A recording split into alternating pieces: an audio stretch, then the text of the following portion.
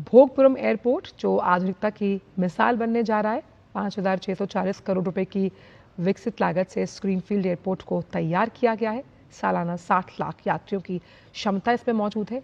आधुनिक, सुगम और स्मार्ट टर्मिनल भवन, आर्टिफिशियल इंटेलिजेंस आधारित जो इसकी प्रबंधन प्रणाली है। तो प्रधानमंत्री नरेंद्र मोदी भोगपुरम एयरपोर्ट पहुंचे हैं और कैसे ये एयरपोर्ट जो है वो आधुनिकता की मिसाल पेश कर रहा है टूरिज्म के लिहाज।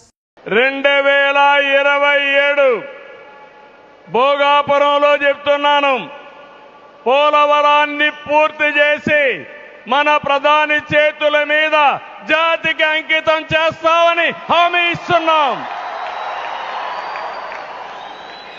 2028 అమరావతి మొదటి దశ పనులన్నీ పూర్తి చేసి మన ప్రధానమంత్రి నరేంద్ర మోడీ గారి చేతుల మీదుగా ప్రారంభిస్తామని మీ అందరికీ హామీ ఇస్తున్నాను. Ladies and gentlemen, unveiling of the plug for various projects which encompass the shared vision of Government of India, Government of Andhra Pradesh, Ministry of Power, Ministry of Road Transport and Highways. अभी हम अनुरोध करते हैं हमारे माननीय प्रधानमंत्री जी button दबाकर आविष्करण और लोकार्पण करें।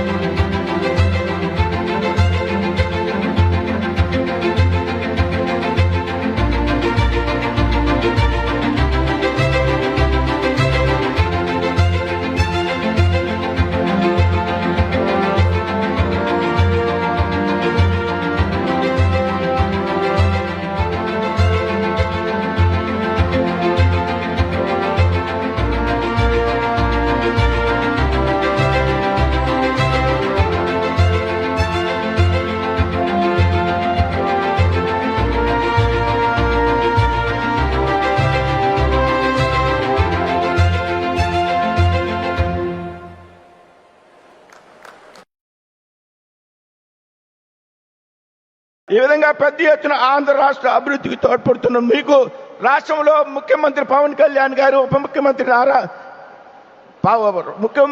చంద్రబాబు నాయుడు గారు, ముఖ్యమంత్రి నారా చంద్రబాబు నాయుడు గారు, ఉప ముఖ్యమంత్రి పవన్ కళ్యాణ్ గారు సారథ్యం. అలాంటి ప్రధానమంత్రిని